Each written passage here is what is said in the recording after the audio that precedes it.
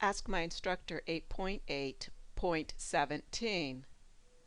Solve the following initial value problem. What we have here is a first-order linear differential equation with an initial value given. We're told what y is when t equals 0.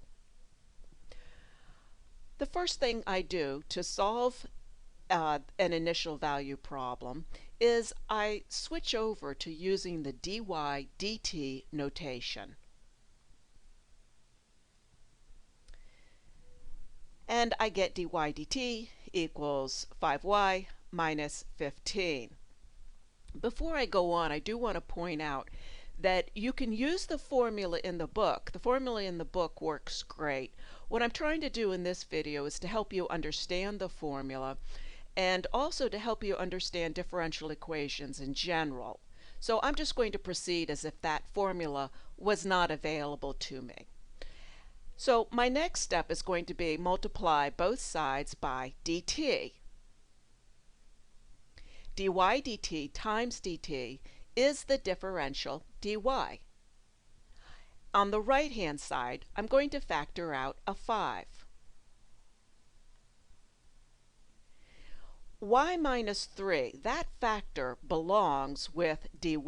So I'm putting everything that involves y over to the left hand side and everything that involves t to the right hand side.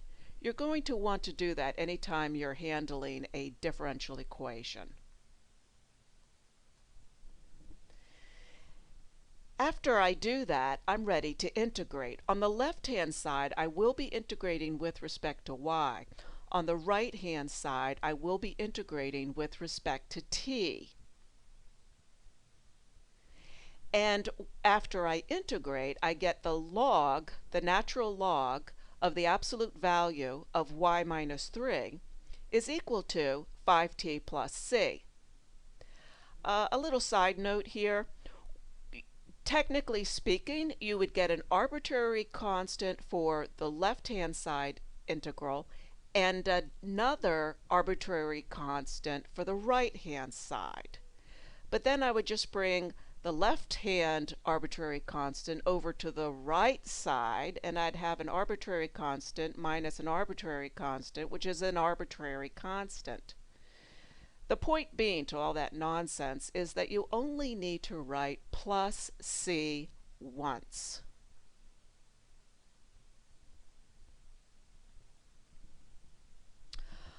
Alright, so after I rewrite it using exponential notation, I'm left with the absolute value of y minus 3 is equal to e to the 5t plus c. I need to stop again here for just a minute. For the function y, the expression y minus 3 is positive or negative, but it cannot change from positive to negative or from negative to positive. The expression y minus 3 is always positive or always negative. Why is that? Kind of a curious thing for me to say. Well, first thing I want you to think about is they gave us a differential equation involving y prime. That means that our function y that we're looking for is differentiable. Otherwise, there wouldn't be a differential equation. You might remember that if a function is differentiable, then it must be continuous. And so y is continuous.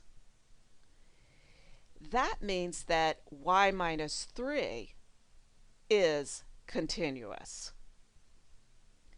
If y minus 3 is continuous, then for it to change from positive to negative or from negative to positive, for it to make that change, at some point it would have to be 0. Well, so what? If it changed from one to the other, there would have to be an instance where y minus 3 equals 0, which would mean that e to the 5t plus c equals 0. And that is impossible. E is about 2.7.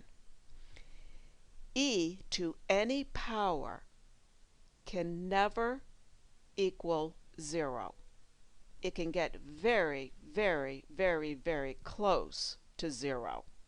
If you make t large enough, then e to 5t plus c can get very, very close to 0.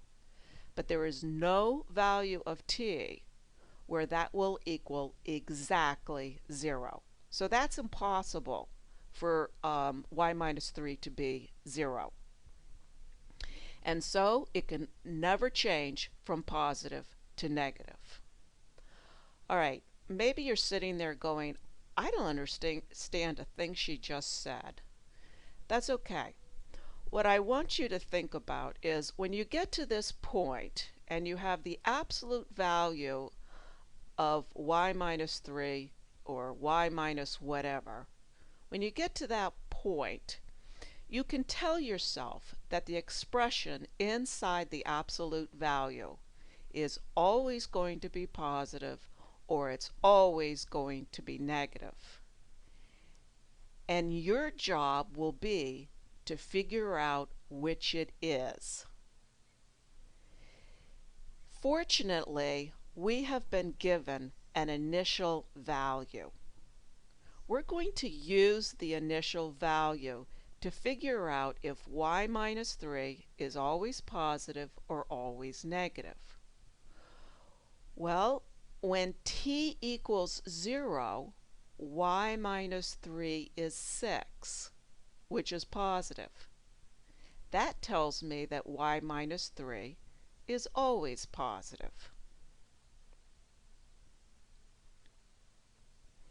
And so if y minus 3 is positive, then the absolute value of y minus 3 is positive. Excuse me, of course, absolute value is always positive. I mean that if y minus 3 is positive, then the absolute value of y minus 3 is y minus 3. Sometimes I don't know what I'm saying. All right, so finally, after all of that, we're down to y minus 3 equals e to the 5t plus c. I use the power rule to rewrite the right-hand side. After I do that, I add 3 to both sides. And then I remember that c is an arbitrary number. So e to the c is an arbitrary number.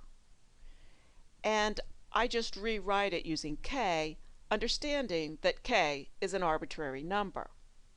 And sometimes we just leave the differential equation, we leave the solution right here. But in our case, we have been given an initial value. And so we can actually figure out what k is. Put in the initial value in order to figure out what k is. I put 9 in for y, I put 0 in for t, and I discover that k equals 6. And this is my final solution.